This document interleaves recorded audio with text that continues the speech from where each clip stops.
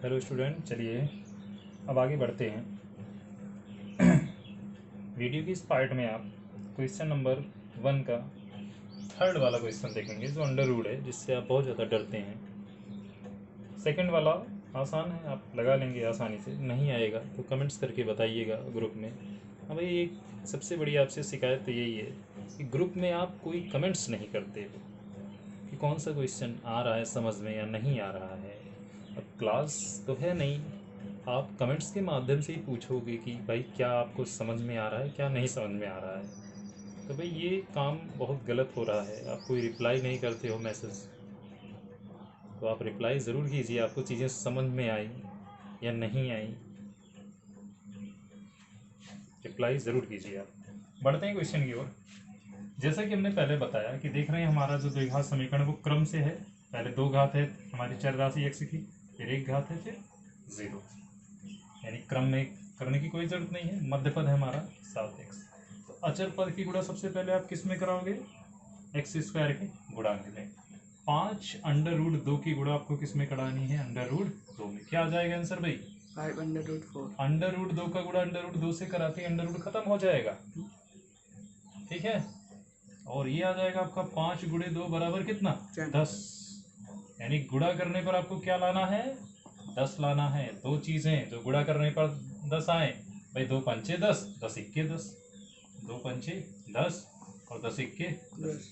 11 question video ठीक। चलिए, तो 10 वाली समस्या सॉल्व। अब बीच वाला पद क्या है हमारा? 7 है, और इसको जोड़ने पर लाना है 7 या गुणा करने पर।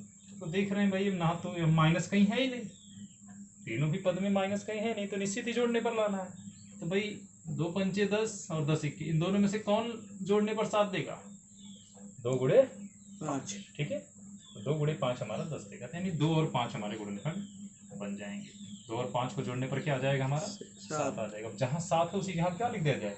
2 + 5 या 5 + 2, कोई दिक्कत नहीं है। अच्छा, एक चीज और समझिए, जैसे 5 है, इस 5 को आप क्या लिख सकते हो? क्या आप 5 को अंडर रूट 5 गुणे अंडर रूट 5 लिख सकते हो? ऐसा संभव है? क्योंकि किन्हीं दो अंडर रूटों का गुणा कराने पर क्या हो जाए? अंडर रूट खत्म हो जाता है। वो क्यों होता है? वो आपको कक्षा 9 में घातांक और करने के नियम से बताया गया था कि अंडर रूट 5 का मतलब होता है 5 की पावर कितना? 1/2, ठीक है। और गुणा में घातें क्या होती है? जुड़ती हैं। तो दोनों की घात जुड़ जाएगी, 1/2 और 1/2 जुड़ जाएगा, क्या हो जाएगा? आधा और आधा कितना हो जाएगा? 1 हो जाएगा। 5 की घात 1 का मतलब सिर्फ क्या? 5, ठीक है। तो ये कॉन्सेप्ट यहाँ से क्लियर होता है कि किन्हीं दो सेम सेम चीजों का अगर गुणा है, अंडर रूट के अंदर चीजें अगर सेम सेम है, अंडर रूट अपने आप खत्म हो जाता है। संख्याओं का हम गुणा नहीं करते, नहीं कि 5 बजे 25 अंडर रूट 25 या खाली 25, अंडर रूट खत्म हो जाएगा, सिर्फ क्या आएगा आपको? 5 आएगा। इस पर बात करते हैं आपकी। तो भाई हमारा मिल चुका है हमें पहला पद, कोई डिस्टर्ब नहीं करना। 7 की जगह क्या लिख देना है? सिर्फ 5 + 2, 2 + 5 लिख दो, या अंडर वो 5 + 2 लिख दो, चाहे जैसे क्रम लिखो, उसको कोई दिक्कत नहीं है। बाकी सेम चीजें ऐसी ही रहेंगी। अब गुणा करा दीजिए। 2 की x में गुणा हो जाएगी 2x, 5 की x में गुणा हो जाएगी कितना हो जाएगा? 5x प्लस कितना? 5 रूट 2 = 0। अब देखिए यहाँ पर दो दो पद हो गए हमारे, कॉमन लेना इसमें। देख रहे हैं इसमें तो एक बार तो x कॉमन है, x के बाद फिर क्या कॉमन देख रहे हैं भाई? आपके पास 2 है, हमारे पास खाली अंडर रूट 2 है। दोनों चीजें अलग अलग है, सेम सेम तो है नहीं, लेकिन 2 से जरा मिली। अभी एक चीज हमने सिखाई आपको कि कोई भी नॉर्मल संख्या है अगर, उसको हम अंडर रूट के रूप में 2 बार लिख सकते हैं, क्योंकि अंडर रूट 2 का गुणा अंडर रूट 2 से कराएंगे तो क्या मिलेगा हमें? 2 मिलेगा। तो इस 2 को 2 ना समझिए, इसको क्या समझिए कि अंडर रूट 2 गुणे अंडर रूट 2 लिखा गया है। तो उस निगाह से देखने पर हमें लगेगा कि अंडर रूट दोनों के पास है कि नहीं है, यानी अंडर रूट 2 भी हमारा क्या मिल सकता है? कॉमन। क्या बचा भाई? अंडर रूट 2 तो चला गया, इसकी 2 घात थी, 1 घात चली गई, 1 घात बच गई। और यहाँ पर फिर से 2 को देखोगे तो आप सवाल डिस्टर्ब हो जाएगा। 2 को ना देखिए, 2 को क्या देखिए आप? अंडर रूट 2 गुणे अंडर रूट 2। एक अंडर रूट 2 इसमें से कॉमन हो चुका है, तो बचा क्या है? एक अंडर रूट 2 है, और x भी जा चुका है, यानी सिर्फ क्या बचा यहाँ पर? Under root. थोड़ी सी जगह छोड़कर अगले ब्रैकेट में सेम चीजें लिख दीजिए। क्या कॉमन मिलेगा क्या नहीं मिलेगा उसकी टेंशन ही नहीं है, ठीक है। चलिए देखिए, बात है यहाँ पर देख रहे थे भाई 5x था, क्या बचा? सिर्फ x बचा, यानी कौन गायब होगा? 5 5 गायब। तो पक्का है, दूसरा पद देखो ना, सीधे क्या लिख दो 5, इसका मतलब 5 कॉमन है, क्योंकि अगर 5 कॉमन नहीं लेंगे हम तो x का पीछा नहीं छोड़ने वाला है ये। 5 जैसे ही कॉमन लेंगे x यहाँ पे अकेला बच जाएगा, और यहाँ पर भी देखो वही बचेगा चीज से। 5 अंडर रूट 2 था, 5 कॉमन ले लिया, क्या बचा? सिर्फ अंडर रूट 5 कैंसिल है। और यहाँ पर सारी चीजें प्लस प्लस में है तो प्लस ही रहेगा। 2 पद हो गए फिर से। अब इसमें से क्या कॉमन है आपका? यही ब्रैकेट, इस ब्रैकेट को हमने कॉमन ले लिया, क्या बचा अगले ब्रैकेट में? 2 under root x under root 2x plus 5 is equal to 0। फिर से यदि x plus under root 2 is equal to 0, x का मान कितना मिल जाएगा आपको? माइनस अंडर रूट 2 भाई, अंडर रूट 2 का पक्षांतर हो जाएगा। इसी प्रकार यहाँ पर अगर आप अंडर रूट 2x प्लस 5 को 0 के बराबर मानते हो, x का मान कितना मिल जाएगा? पहले 5 को पक्षांतर करोगे, इधर आएगा, क्या आ जाएगा? -5। अंडर रूट 2 को ले जाओगे, बटे में चला जाएगा, -5 अंडर रूट 2। ऐसे ही कर लो, अंडर रूट से दोनों साइड गुणा करा दो। x के 2 मान मिल गए आपको, एक मिला माइनस अंडर रूट 2, दूसरा क्या है? -5 बाई अंडर रूट 2। ठीक है, हो सकता है आंसर में इसको ऐसे दे दिया गया हो, 5 under root 2 upon 2, under root से ऊपर नीचे गुणा करने पर। ठीक है, इसकी कोई टेंशन नहीं है, यही आपका आंसर, नोट कर लीजिए। क्वेश्चन नंबर 4 देखते हैं, पहले क्वेश्चन का चौथा खंड है। ठीक है, तो 3 क्वेश्चन इसमें से बता रहे हैं, 2 क्वेश्चन आपका होमवर्क है और आप ज़रूर रिप्लाई कीजिएगा अगर आप चाहते हैं कि आगे इस तरह से आपको वीडियो मिलते नहीं। ठीक है, तो आप ज़रूर से ज़रूर रिप्लाई कीजिएगा कि वो जो 2 क्वेश्चन होमवर्क में हम दे रहे हैं वो आपको आया कि नहीं आया। ठीक है, चलिए देखिए इस क्वेश्चन को क्यों सॉल्व कर रहे हैं। एक आपके दिमाग में ये खटक रहा होगा, 1/8 आ गया, अब इसको क्या करें भाई? तो 1/8 को गुणनखंड वगैरह कैसे करेंगे? बटे में चीज़ें आएंगी। सिंपल सा उपाय है, हमारे पास समीकरण है, हम समीकरण के दोनों पक्षों में एक समान क्रिया कर सकते हैं, यानी कोई संख्या गुणा करा दे या फिर किसी से भाग दे, कोई जोड़ दे, कुछ घटा दे।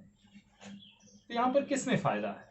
1 यानी बटा हमारे लिए समस्या है। क्वेश्चन को बोर्ड पर लिखने का मतलब क्या था?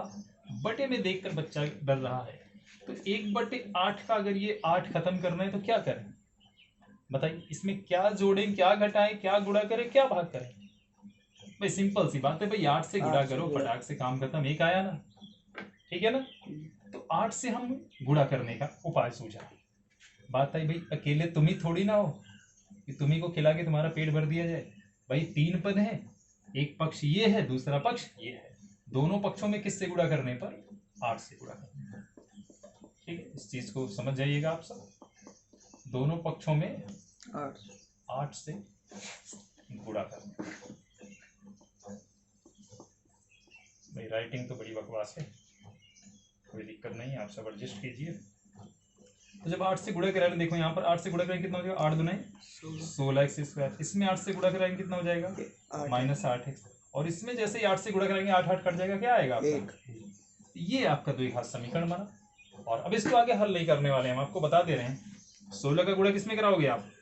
1 से कराओगे, कितना आ जाएगा आपका? 16 के 16। दो ऐसी संख्याएं जो गुणा करने पर 16 देती हों, बहुत ही फेमस है, 4 चौक 16, यानी 4 और 4 होगा।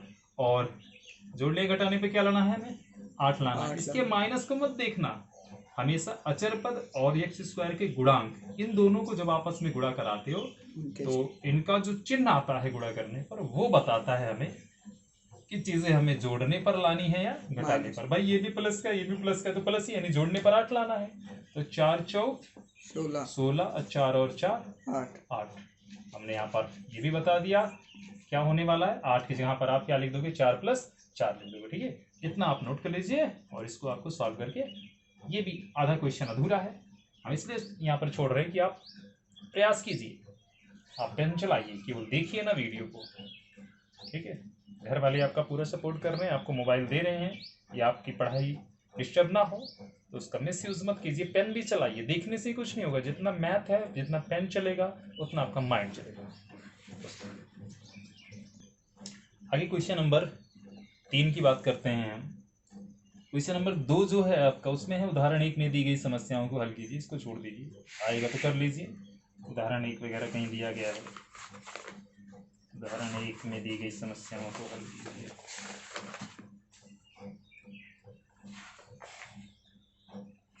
उदाहरण 1 में 2 क्वेश्चन हैं, द्विघात समीकरण बनाकर छोड़ दिया है, उसको आपको हल करना है। थोड़ा बड़ा है, इसको हल कीजिएगा अपने मन से, नहीं आएगा आप कमेंट्स कीजिएगा तभी हम बताएंगे।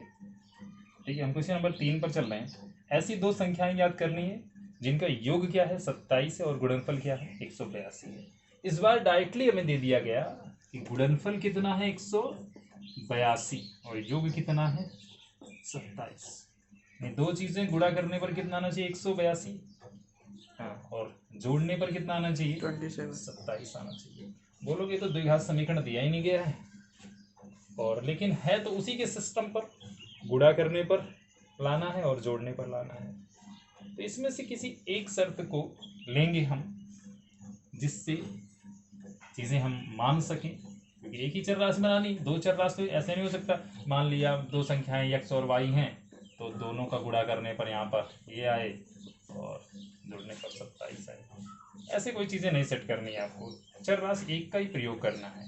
आइए देखिए कैसे क्या करते हैं। हम योग वाली क्रिया को इनका प्रथम शर्त के अनुसार मानने में लगा देते हैं। माना पहली संख्या, सॉल्यूशन है आपके लिए, माना पहली संख्या बराबर x। तो अगर बताइए 2 संख्याएं, हम बोला 100 है, हम बोल दिए 2 संख्याओं का योग कितना है 100 है। अगर उनमें से एक संख्या 20 है तो दूसरी संख्या क्या होगी? 2 संख्याएं जोड़ने पर 100 होती हैं, तो अगर एक संख्या 20 है तो दूसरी संख्या क्या होगी 80 होगी ना, तभी तो 100 होगा। एक संख्या अगर 40 है दूसरी संख्या 60। ऐसे जवाब नहीं देना, जवाब ऐसे देना है कि 100 - 40 में जो संख्या पहली आप मानो उसको क्या करना है 100 में से घटा देना, अपने आप पता चल जाएगा दूसरी संख्या क्या है। ठीक है, तो अगर एक संख्या आपकी 70 हो गई तो दूसरी संख्या कितनी 100 - 70। ठीक है, एक संख्या आपकी 10 हो गई, दूसरी संख्या कितनी 100 - 10। एक संख्या x होगी, दूसरी संख्या कितनी 100 - x। यहाँ पर योग 100 नहीं है, योग कितना है 27 है। तो एक संख्या x हो गई तो दूसरी संख्या क्या होगी 27 - x। 100 कहां से आ गया, 100 तो एग्जाम्पल में था। माना पहली संख्या x तो दूसरी संख्या कितनी हो जाएगी 27 - x। पहली शर्त का प्रयोग कर लिया हमने संख्याओं को मानने के लिए, दूसरी शर्त का प्रयोग करेंगे समीकरण को बनाने के लिए। बोल रहा है कि दोनों का गुणनफल कितना है 182 है, तो प्रश्नानुसार हमारी पहली संख्या क्या है x, दूसरी संख्या क्या है 27 - x। दोनों का क्या करा दिया हमने गुणा करा दिया, और गुणनफल आप कितना बता रहे हो, कितना आएगा भाई 182। बन गया समीकरण। द्विघात तो नहीं लग रहा है, गुणा कराओ, हो सकता है लग जाए। x गुणा 27 से कराओ कितना हो जाएगा 27। x गुणा x से कराओ कितना हो जाएगा x² माइनस, और 182 को भी इधर उठा लो, क्या हो जाएगा -182 बराबर 0। बोले द्विघात समीकरण तो बन गया, लेकिन क्रम सही नहीं है। जो द्विघात वो बीच में है, वो सबसे पहले होना चाहिए ना, हमने बोला था क्रम होना चाहिए, पहले 2 घात फिर 1 घात फिर अचर। तो इसको इधर लाओगे, बोलोगे यार माइनस आ रहा है, तो एक काम करो ना, माइनस अगर आ रहा है तो माइनस से दोनों पक्षों में गुणा करा दो, तो ये पहला वाला प्लस में बन जाएगा। यानी पहले तो इसको क्रम में लाओ, क्रम में ले आए हम। 27 के पहले कोई चिन्ह नहीं तो प्लस का मानते हैं, 182 तो माइनस का है, वैसे ही रहेगा। अभी देखो हमने किसी का चिन्ह नहीं बदला है, केवल क्रम में लाया है। -x² पहले आ गया, प्लस का 27x बीच में चला गया, -182 द्वितीय से 2 घात 1 घात 0 अचर पा गया, क्रम में तो आ गया। ये माइनस से थोड़ी सी प्रॉब्लम हो रही है आपको, हमें लग रहा है कि थोड़ी सी प्रॉब्लम होगी आपको, तो सवाल को बढ़िया बनाने के लिए क्या करते हो, माइनस से दोनों पक्षों में गुणा करा दीजिए। क्या हो जाएगा ये आपका प्लस में हो जाएगा भाई, माइनस का माइनस में गुणा होगा क्या हो जाएगा प्लस हो जाएगा। ये प्लस का माइनस में गुणा कराओ क्या हो जाएगा माइनस हो जाएगा, माइनस का माइनस से गुणा कराओ क्या हो जाएगा प्लस, यानी सबके चिन्ह बदल जाएंगे। अब क्वेश्चन हो गया थोड़ा सा इजी, देखिए इसका गुणनखंड करना है भाई। 182 आ गया, बोलोगे भाई ये ऐसी कोई संख्या तो है नहीं कि मैं पढ़ा याद हो अब तक, 4 चौक 16, 2 दूनी 18, 2 9 18, ऐसा कुछ पढ़ दें जल्दी से। चीज़ें अगर बड़ी हो रही हैं थोड़ी तो क्या करेंगे, हमें ये करना है कि जो चीजें हैं 182, इसका गुणनखंड करना शुरू कर दीजिए। देखिए 182 आ रहा है यहाँ पर, ये चीज आ रही है। 182 का हम गुणनखंड करते हैं, 2 से कट जाएगा आसानी से, 2 9 18, 2 91 आ गया, 7 से कट जाएगा 13 से 91, 13 भाग संख्या है, यही रहेगा हमारे पास आ गया 2 7 13। इन्हीं तीनों में हमें सेट करना है, गुणा करने पर 182 आएगा, वो यही बता देंगे। जैसे भाई 13 7 91 हो गया, 91 दूनी 182, 91 और 2 बन गए 182 गुणनखंड। लेकिन जोड़ने पर क्या आना चाहिए, इस बात पर विचार कीजिए, 27 है, ये प्लस का चिन्ह है, यहाँ भी प्लस का चिन्ह नहीं, जोड़ने पर प्लस और प्लस का गुणा क्या होगा, प्लस होगा। अचर पद का चिन्ह और एक्स स्क्वायर का चिन्ह, इन दोनों चिन्हों को गुणा कराओ करो, और गुणा कराने पर जो भी आए वही आपको बताएगा जोड़ने पर आएगा या घटाने पर। तो जोड़ने पर आएगा ना, इतना कंफर्म है। जोड़ने पर कितना क्या लाना है, हमें 27 लाना है। तो भाई 91 और 2 तो 27 नहीं देंगे, 7 को 2 के साथ सेट कर दीजिए, 13 को अलग कर दीजिए, यानी 7 दुनाई 14 मिल गया, और क्या मिल गया 13। गुणा करने पर 182 आएगा, उसकी टेंशन नहीं है, क्योंकि भाई ये 2 7 13 ये तीनों ही चीजों से मिलकर हमने ये दोनों बनाए हैं, और ये तीनों ही गुणनखंड किसके हैं, 182 के। तो गुणा करने पर 182 की टेंशन नहीं लेनी है, गुणनखंड करने पर। जोड़ने पर 27 देंगे या नहीं देंगे, इस बात पर केवल चर्चा करनी है। तो 14 13 आसानी 27 हो रहे हैं। गुणा आपको नहीं बिलीव हो रहा है, गुणा भी करा लीजिए भाई। 14 का 13 से गुणा कराने, 14 का 10 पहले 10 बार ले जाओ, 14 हमने 140, 14 तिया पहले जोड़ लो, ठीक है, हो रहा है 182 में। तो 14 और 13 गुणनखंड क्या बन गए हमारे, 14 और 13। इस हिसाब से गुणनखंड थोड़े बड़े भी हो सकते हैं, उनमें चीजों को सेट किया जाता है। 2 और 7 को एक साथ लिया गया, 13 और 2 को एक साथ लिया गया था, काम नहीं बना हमारा, इस बार 7 और 2 को लिया गया, ठीक है, गुणनखंड बन गया। एक्स स्क्वायर 27, यहाँ पे कितना लिख देंगे हम, 14 + 13। माइनस को देख के माइनस माइनस मत लगाना, क्योंकि लिखने के बाद चेक करना भाई 14 + 13 लिखा है, किसकी जगह पे लिखा है, 27 की जगह पे लिखा है। तो क्या 14 और 13 को जोड़ने पर 27 आ रहा है, बिल्कुल आ रहा है। 182 बराबर किससे, 0। अब अगला पद गुणा कर दीजिए, इधर एक्स लिखना देखो भूल गए, एक्स से गुणा करें कितना हो जाएगा, 14x और 13x, चिन्ह क्या है बाहर, माइनस। बैठे हैं भैया महाकाल, ये क्या करेंगे, अंदर वाले सारे के चिन्ह बदल देंगे। 14 प्लस में था तो माइनस, 13 भी प्लस में था तो माइनस, और यहाँ पर क्या है आपका 182 है भाई, वो तो प्लस का है, उसका चिन्ह तो कोई नहीं बदलने वाला, हो गया आपका 0। अब देखिए यहाँ पर एक्स स्क्वायर, सॉरी, अब तो कॉमन लेना है हमें। अब क्या करना है, कॉमन लेना है दो पद में। एक्स स्क्वायर और 14x में क्या कॉमन, संख्या तो कोई कॉमन नहीं मिलने वाली है, एक्स है, एक्स कॉमन ले लिया हमने। क्या बचा यहाँ पर, एक्स बचा, यहाँ पर क्या बचा, -14। और यहाँ पर पहले हमने क्या बोला है कि आप ब्रैकेट में चीजों को आसानी से लिख दीजिए, टेंशन नहीं लेना है कि क्या कॉमन मिलेगा, बस पहले पद को देखिए भाई, 13x आप में से ऐसा क्या चला गया कि आप खाली x बचे, -30। तो आप बोलोगे 13 चला गया, माइनस चला गया, माइनस मत देखो, खाली 13 चला गया भाई, ठीक है, लिख दिया 13, इसका मतलब 13 कॉमन हुआ है, तभी तो 13 उसके पास से चला गया। अब फिर देखिए चिन्ह देख लीजिए, चिन्ह में परिवर्तन हुआ है या नहीं हुआ है भाई। 13x का पहले माइनस में हुआ करते थे, अब कैसे हो गए हैं प्लस।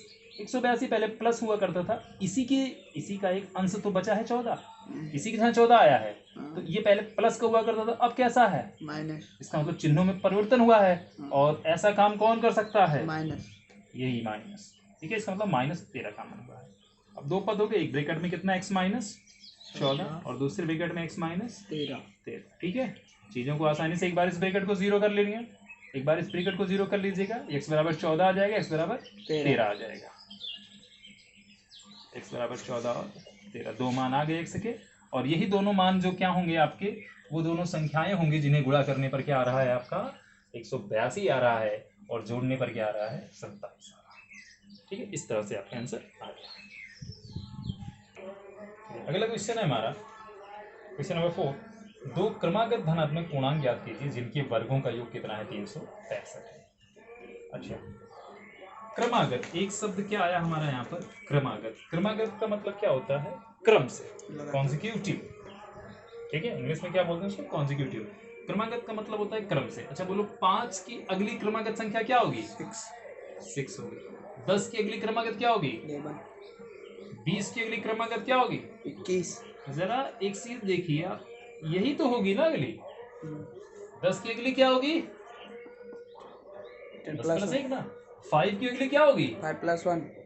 एक चीज सब में कॉमन है कि कोई पूछे कि यक्स की अगली संख्या क्या होगी क्रमागत, तो x प्लस 1। बिल्कुल सही जवाब। और इसी की हमें जरूरत थी और आपने ये चीज हमें बता दी कि अगर हम पहला धनात्मक पूर्णांक यक्स मान लें तो क्रमागत अगला धनात्मक पूर्णांक क्या होगा? x प्लस 1 होगा। कोई सम विषम की बात तो कही नहीं गई होगी। अगर सम और विषम की बात कही गई होती तो थोड़ी सी प्रॉब्लम होती, क्योंकि सम संख्याएं जो होती हैं, जैसे सबसे छोटी सम संख्या क्या है? 2 है। इसके बाद क्या है? इवन नंबर 4 है। 4 है। 2 के बाद 4 हुई क्रमागत, 3 नहीं, क्योंकि 3 क्रमागत तो है लेकिन 3 क्या है? सम नहीं है, इवन नहीं है, ऑड है। इस वजह से हम यहाँ पर कितने का गैप बना?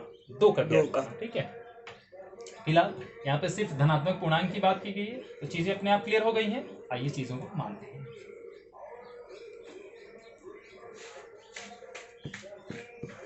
माना पहला धनात्मक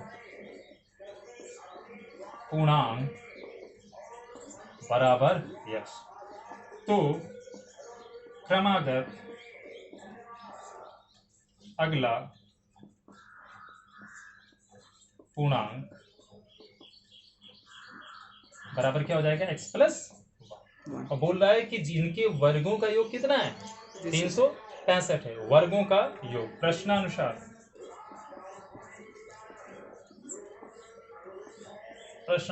कौन किन किन के वर्गों का योग? उन दोनों धनात्मक पूर्णांकों का योग। पहला धनात्मक पूर्णांक x है, दूसरा क्या है? x प्लस 1 है। इनके किन का योग? वर्गों का योग ना भाई। वर्ग कब होगा? हो गया वर्ग इनका, इसका भी हो गया वर्ग, और इनके वर्गों का योग। समझे ना भाई? इन दोनों ये दोनों धनात्मक पूर्णांक थे, इनके वर्गों का योग, इनको वर्ग कर दिया और उसके बाद क्या कर दिया? योग मतलब जोड़ दिया। कितना होता है? 365। चीजों को सरल कर लीजिए थोड़ा। x की घात 2 है, ये तो x स्क्वायर ही रहेगा। यहाँ पर a प्लस बी का होल स्क्वायर, ये फार्मूला लगेगा। ठीक है, तो क्या होता है a प्लस बी का whole square? a square plus b square, मतलब एक का स्क्वायर एक ही रहेगा, प्लस 2ab, यानी 2 गुणे x गुणे 1 कितना हो जाएगा? सिर्फ 2x ना। ठीक है, 2ab हो गया। 365 को भी तो उठा लाइए, माइनस 365 बराबर क्या आ गया? यहाँ पर एक्स स्क्वायर दो जगह है, चीजें सेम सेम है हमारे लिए कि कोई वस्तु है, सेम वस्तु, दो वस्तुएं हैं और दोनों ही प्लस में मतलब जुड़ जाएंगी। कितनी वस्तुएं हो जाएंगी हमारे लिए? 2x square. फिर यहाँ पर एक संख्या ये भी है, तो x वाला पद तो और कहीं नहीं है, तो इसको इजीली लिख लीजिए 2x। फिर प्लस माइनस 365 है और 1 है, दो संख्याएं आपस में जुड़ेंगी और घटेंगी। कैसा पता चलेगा कब जुड़ेंगी कब घटेंगी? उनके चिन्हों का गुणा कराओ तो ये बताएंगे कि जुड़ेंगे कि घटेंगी। ध्यान से सुनना, हमने क्या बोला? दो संख्याएं हैं, दोनों प्लस की हो सकती हैं, दोनों माइनस की हो सकती हैं, एक प्लस की है दूसरी माइनस की हो सकती है। ये 3 कंडीशन बन सकती हैं, 3-4 जो भी बने। तो इनमें हम कैसे कभी कभी कंफ्यूज हो जाते हैं कि जोड़े की घटाएं, तो उनके चिन्हों का आप गुणा करा लिया करो। तो गुणा जब कराओगे आपको पता चल जाएगा कि उनको हम जोड़ें या फिर घटाएं। ठीक है, तो चिन्हों की जरा गुणा कराओ। 365 चिन्ह माइनस का और इनका क्या है? प्लस का। या फिर ऐसा समझ लो, अगर विपरीत चिन्ह वाली संख्याएं, विपरीत चिन्ह का मतलब क्या हुआ? दोनों की चिन्ह सेम ना हो। ठीक है, ये भी आप एक ट्रिक बना सकते हो कि विपरीत चिन्ह है तो हमेशा घटाना है और सेम चिन्ह अगर है तो जोड़ना है। ठीक है, अगर साइन सेम है तो हम क्या करना है? हमेशा दोनों को जोड़ना है, चाहे वो दोनों माइनस के क्यों ना रहे। -5 -34 दोनों को क्या करना होगा? जोड़ना होगा। ठीक है, तो अब तक आप ये सीखे कि इन दोनों को क्या करना है? घटाना है। और किस में से किसको घटाएं, ये भी एक समस्या है। तो आप जो सबसे बड़ा लगे उस सबसे बड़े वाले में से छोटे वाले को हमेशा घटाओ, बड़े वाले में से छोटे वाले को। 365 में से 1 घटाओ तो कितना आ जाएगा? 364 आ जाएगा। बात है इसका चिन्ह कौन लिखे भाई? जिसका दबदबा ज्यादा होता है उसी का राज चलता है। तो 365 यहाँ पर दोनों में बड़ा था और इसका क्या चिन्ह था? माइनस था, तो ये माइनस का ही चिन्ह रहेगा भी। ठीक है, दोनों संख्याओं में से जो संख्या बड़ी होती है उसी का चिन्ह लगाया जाता है अपने आंसर। ठीक है, चलिए इसका गुणनखंड करना है।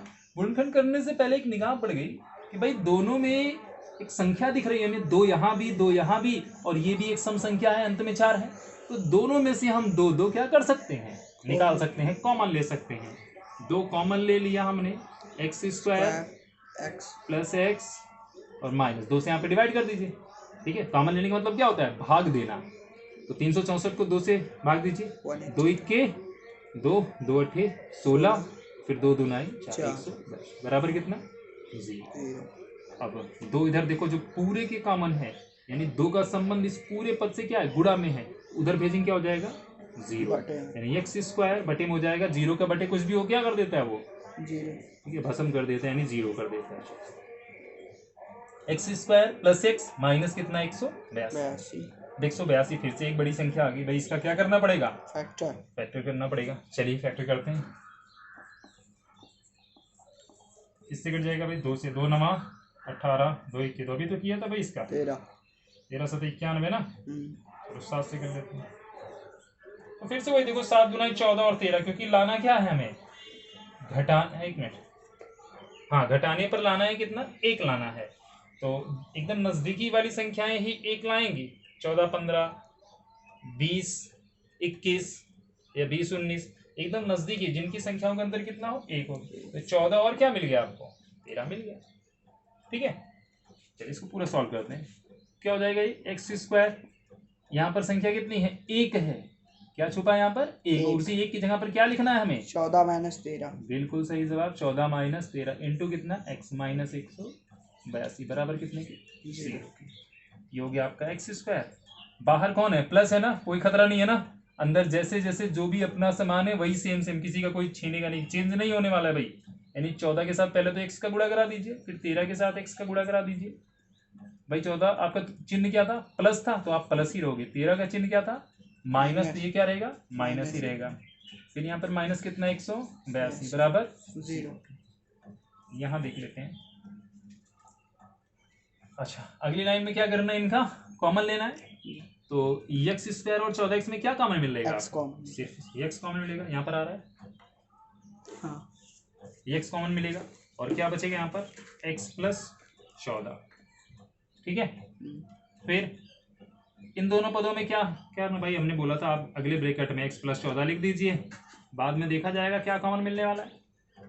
तो देखिए यहाँ पर 13x था, इसमें से क्या गायब हो गया और क्या बच रहा है, खाली x बच रहा है, इसका मतलब 13 यहाँ से चला गया। 13 क्या लेना होगा हमें, कॉमन लेना होगा। चिन्ह दोनों के माइनस माइनस थे, यहाँ पर प्लस बन गए, मतलब चिन्हों में परिवर्तन हुआ है, तो क्या लेंगे हम, माइनस। अब एक ब्रैकेट में क्या आ जाएगा आपका, x प्लस 14, दूसरे ब्रैकेट में क्या आ जाएगा, x minus 13 is equal to कितना, 0। यहाँ से जब आप एक बार इस ब्रैकेट को 0 मानोगे तो x का मान कितना मिलेगा, माइनस 14। x के 2 मान मिलेंगे, एक माइनस 14 मिलेगा और दूसरा कितना मिलेगा, प्लस 13 मिलेगा।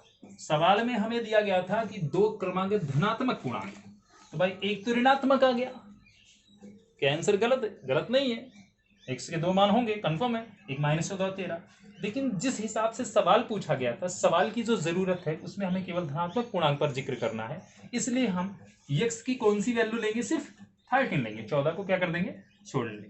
ठीक है, x बराबर 13। ठीक है, तो पहला धनात्मक पूर्णांक क्या हो जाएगा आपका, लिख लीजिएगा इतनी फॉर्मेलिटी कि पहला धनात्मक पूर्णांक बराबर 13, और दूसरा कितना हो जाएगा भाई, 13 और 1 14। अब बोलोगे 14 आ तो गया, नहीं 14 नहीं आया, ये प्लस का 14 आया है, जो आंसर में यहाँ पर x की वैल्यू आई थी वो माइनस 14 आई है। ठीक है, दूसरा ये हो जाएगा आपका। ठीक है, वीडियो को पुश करके क्वेश्चन को नोट कर लीजिए, क्योंकि वीडियो जितनी लंबी होगी ना बहुत ज्यादा जीबी हो जाती है।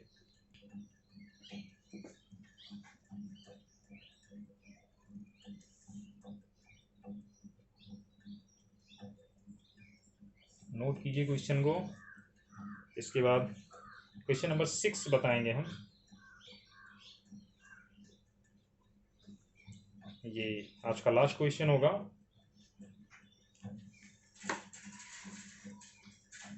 और वीडियो आपको देखो शाम तक अपलोड हो जाएगी।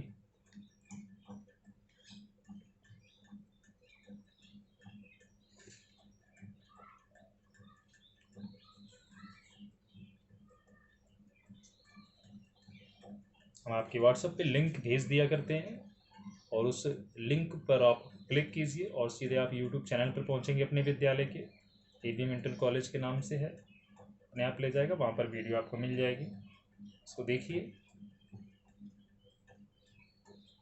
डाउनलोड कर लीजिए। नेटवर्क प्रॉब्लम है तो धीरे धीरे डाउनलोड हो जाएगा और फिर आराम से उसको देखिए। ये चीज़ें थोड़ी सी डिफ़िकल्ट हो रही हैं, लेकिन अब क्या करना है भाई, इसी के माध्यम से पढ़ाई करनी है, हमें सेफ भी रहना है घर पर और पढ़ना भी ज़रूरी है। चलिए देखिए क्वेश्चन नंबर 6, बुक जिनके पास नहीं है क्वेश्चन को देख लीजिए और वीडियो को पोस्ट करके नोट कर लीजिए, भी क्वेश्चन बोलेंगे भी हम, ठीक है, फोटो भेज देंगे आप सबके पास। क्वेश्चन नंबर 6 क्या है, हम पढ़ रहे हैं।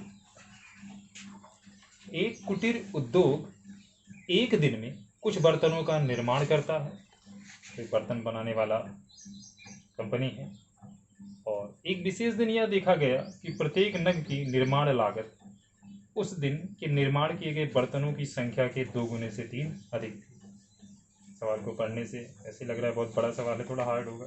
ये क्वेश्चन को कैसे आसान बनाया जाता है, पहले तो आप मन में विश्वास कीजिए कि क्वेश्चन बहुत नॉर्मल है, चीज़ों को केवल हमें बझाया जा रहा है बस, ठीक है, आपको फंसना नहीं है, देखना है। एक बार बोला कि कुटीर उद्योग है, उसमें एक दिन में कुछ बर्तनों का निर्माण किया जाता है, एक बर्तन का निर्माण हो गया एक दिन में 40, 100, 50, 1000, 2000, लाख, जितनी उसकी कैपेसिटी उस हिसाब से उसने कुछ बर्तनों का निर्माण कर दिया। अब एक नग की बात कही गई है, अभी ये नग क्या है? नग निश्चित रूप से बर्तन में ही लगा है या फिर अलग है, हमें उस पर भी चर्चा नहीं करनी है कि नग की तुलना बर्तन से हो रही है। बर्तन की संख्या हो गई कि भाई अगर आप एक दिन में 10 बर्तन बनाओगे तो मैं नग जो है वो तुम्हारे 2 गुने से 3 जाता है, यानी 10 दुनाई 20, 3 23, ठीक है। इसका मतलब 23 रुपये का नग बनाएंगे। बात है ये कौन सी तुलना हुई भाई? तुलना जो सवाल कर रहा है उसी हिसाब से चलेंगे। देखिए सवाल किस चीज़ की तुलना करवा रहा है?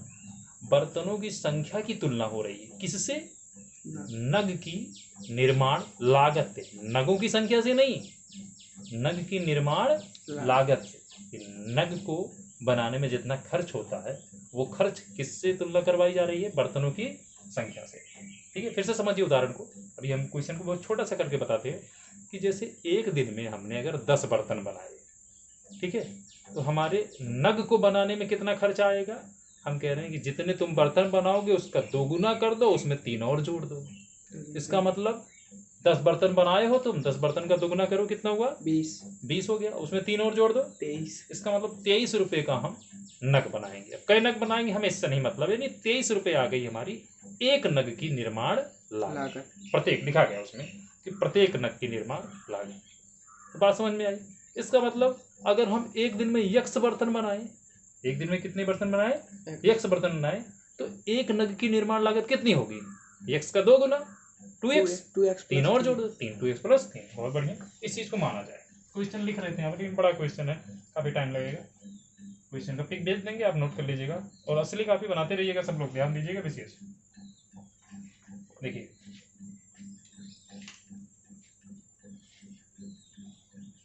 माना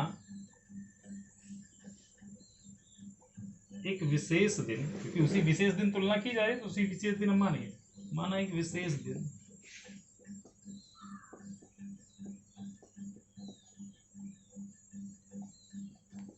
कुटीर उद्योग, हाँ भाई, माना एक विशेष दिन कुटीर उद्योग द्वारा निर्मित बर्तनों की संख्या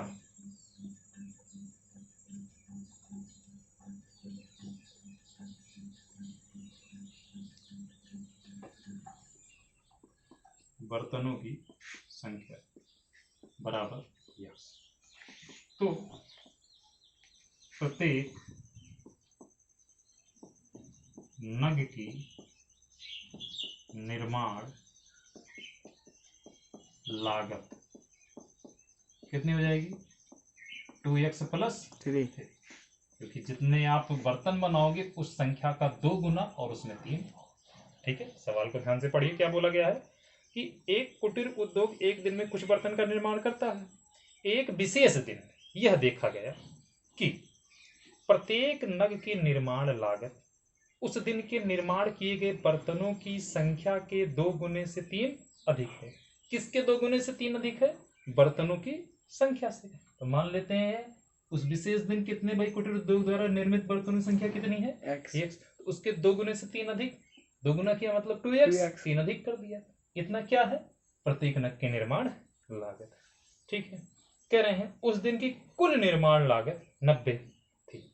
कुल निर्माण लागत कहने का क्या मतलब हुआ भाई? आप 2 चीजें बना रहे हो, एक तो बर्तन बना रहे हो और क्या बना रहे हो आप? एक नग बना रहे हो। और आपका टोटल कितना निर्माण लागत यानी खर्चा कितना आया बनाने में? 90 रुपये। यानी जो 90 रुपये आए खाली नग के नहीं आए, इसमें क्या है? बर्तन भी जुड़े हुए हैं। ठीक है, इसमें बर्तन नग जो है उसी बर्तन में सेट है। ठीक है, प्रश्नानुसार जैसे कह दिया हमने कि भाई अब एक बर्तन बनाया और उसकी निर्माण लागत कितनी हो गई उसकी? 2x + 3। जैसे हम 10 बर्तन बनाए और एक बर्तन कितने का है? 15 रुपये का। एक बर्तन कितने का है? 15। कुल बर्तन कितने हैं? 10। तो कुल खर्चा के लिए क्या करना पड़ेगा आपको? मल्टीप्लाई। 15 हम 10 है नहीं, 150 रुपये आपके बनेंगे। 150 रुपये मटेरियल तैयार हुआ। वही हाल है कि कितने बर्तन है टोटल? 100 बर्तन है और प्रत्येक नग क्या है? यहाँ पे बर्तन ही समझिए इसको। नग में लगने, वो बर्तन में लगने वाला कोई वस्तु है, यही मान के चलिए। प्रत्येक नग की निर्माण लागत मिल गई है। तो प्रश्नानुसार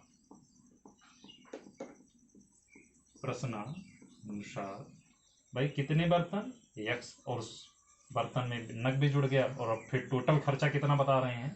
90 रुपये बता रहे हैं। इसका मतलब भाई नग वाला भी अमाउंट गुणा कराओ इसमें। ठीक है, दोनों का गुणा कर लिया हमने, संख्या का और उसके रुपए का। बराबर कितने के? 90 के। ठीक है, गुणा करा लो, लिखा समझना तैयार है आपका 2x²। देखिए वीडियो जरूर नहीं कि एक बार में आपको समझ में आ जाए। अगर नहीं समझ में आता है कोई स्पेशल क्वेश्चन तो आप बोलिए कि भाई ये क्वेश्चन नहीं समझ में आया, इसके लिए दोबारा से आपके लिए क्वेश्चन को यहाँ पर बताया जाएगा। ठीक है, पूरी तरह से आपकी क्लास ही चल रही है, आप जितनी बार पूछोगे उतनी बार, लेकिन आपको पूछना पड़ेगा, कमेंट्स करके बताना पड़ेगा आपको। 2x² हो जाएगा, यहाँ पर x गुणा 3 में क्या हो जाएगा? 3x। 90 को उधर उठा लाओ, -90 बराबर 0। अचर पद का गुणा किसमें है? x² के गुणांक में। 90 गुना कितना हो जाएगा? 180।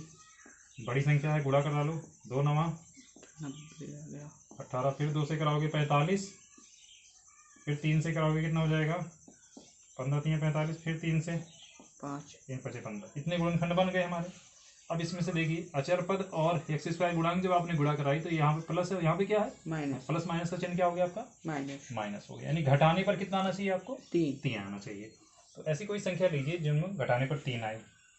भाई इन सब का अगर गुणा कराएंगे, 5 का 3 से, फिर 3 से, फिर 2 से, फिर 2 से, तो कितना आएगा? 180 आएगा गुणा करने पर। भाई 2 दूना 4, 4 3 12, 12 3 36, 36 5 180। ठीक है, सबका गुणा करने पर 180। गुणा कराने पर टेंशन खत्म है। अब खाली टेंशन हमें कि घटाने पर हमें 3 लाना है। तो 3 लाना है, थोड़ी नज़दीकी संख्या होनी चाहिए। 12 और 15। 2 दूना 4, 4 3 12। अगर इन तीनों को एक साथ लेते हैं, 2 बच रहे हैं, 5 3 15, 12 15। ठीक है, 15 में से 12 घटाएंगे कितना आ जाएगा? 3 आ गया। ठीक है, बन गया गुणनखंड हमारा। सारी बात समझ में? गुणनखंड बन गया। चलिए, तो समझ में आया ना? 3 यहाँ पे क्या लिख दिया जाए? घटाने पर आना है ना, तो 15 में से 12 घटाएंगे तभी 3 आएगा। यानी हमने इन तीनों को एक साथ लिया है और इन दोनों को एक साथ लिया है। दिख रहा है? x माइनस कितना? 90 बराबर 0। अब 2x² ब्रैकेट खोल दीजिए, बाहर प्लस है, चिन्ह वही रहेगी। 15x माइनस कितना? 12x माइनस 90 बराबर 0। दोनों में क्या कॉमन है? संख्या दोनों के पास है, लेकिन इसके पास 2 है, 15 है। x कॉमन है, और 2 से 15 कभी कटेगा नहीं। संख्या कोई कॉमन नहीं होगी, आपको सिर्फ क्या कॉमन मिलेगा? x कॉमन मिलेगा। यहाँ पर 2 का 2 ऐसे ही आ गया। x की 2 घात कॉमन होगी, खाली क्या बचा? x बचा। यहाँ पर 15x में से खाली x गया, यानी क्या बचा? 15। अब ये 2x + 15 यहाँ भी लिखना है, इस वाले ब्रैकेट में भी चेक करना है क्या गया क्या बचा। भाई क्या था यहाँ पर? 12x था, बचा क्या है 2x। तो 12x में भाई किससे भाग हुई होगी 2x आया, 6 से। तो 2 से ही भाग कर दो ना, 2 छक, इसका मतलब 6 कॉमन लिया गया है, 6 से इसमें भाग की गई तभी क्या आया है 2 आया है। अच्छा 6 से देखो 90 में भी भाग करने पर इतना आना चाहिए, तो 6 से भाग करो, 15 छक्का 90 आ रहा है ना इतना। भाई दोनों के चिन्ह माइनस थे, यहाँ पर क्या है प्लस है, इसका मतलब चिन्हों में परिवर्तन हुआ है। जब चिन्ह में परिवर्तन होता है तो यहाँ पे क्या लगाते हैं माइनस। अब ये दोनों ब्रैकेट सेम सेम हो गए, एक ब्रैकेट में हमारा क्या हो जाएगा 2x प्लस 15, दूसरा ब्रैकेट x माइनस 6 बराबर 0। ये देखने पर ही लग रहा है कि भाई इससे अगर x का मान निकालेंगे तो बटे में आएगा, -15 बटे क्या आएगा 2 आएगा। और x को माना क्या है आपने बर्तन, कई बर्तन माइनस में होते हैं, हमारे पास -2 बर्तन है, बर्तनों की संख्या या किसी चीज़ की भी संख्या कभी माइनस में नहीं होती। तो यहाँ से हमारा मुख्य मान आएगा x मान कितना आएगा +6, x माइनस 6 बराबर कितना, यदि लिख देंगे x माइनस 6 बराबर 0, तो x बराबर कितना 6। ठीक है, अतः बर्तनों की संख्या कितनी आ गई 6, और प्रत्येक नग की लागत, निर्माण लागत लिख लेना पूरा, लागत कितनी आ गई, इससे 2 गुने से 3 ज़्यादा, यानी इसी में x का मान रख दो, 6 दूना 12 3 15 आंसर। ठीक है, तो आपकी एक्सरसाइज 4.2 खत्म है। ठीक है, इसमें से जो क्वेश्चन हमने नहीं बताए हैं वो सब आपके होमवर्क में हैं, और आप हमें जैसे वीडियो आप तक पहुंचता है आप सॉल्व कीजिए और हमें ज़रूर बताइए कि आपको जो क्वेश्चन होमवर्क में दिए गए थे वो आए कि नहीं आए, और बताना ही नहीं है मैं कमेंट्स करके, कॉपी पे दिखाना भी है आपने कि क्वेश्चन को सॉल्व किया नहीं सॉल्व किया। ठीक है, नहीं तो वीडियो फिर नहीं बनेगा। मतलब क्या है वीडियो बनाने का, अगर आप परिश्रम नहीं कर रहे हो तो हम यहाँ पर आपके लिए इतना परिश्रम कर रहे हैं, आपको भी परिश्रम करना होगा, घर पे बैठ के पता तो लगे कि आप पढ़ रहे हो। ठीक है, धन्यवाद। आदर्श विद्या मंदिर इंटर कॉलेज की तरफ से ये क्लासेस चल रही हैं, घर पे रहिए और पढ़िए। धन्यवाद।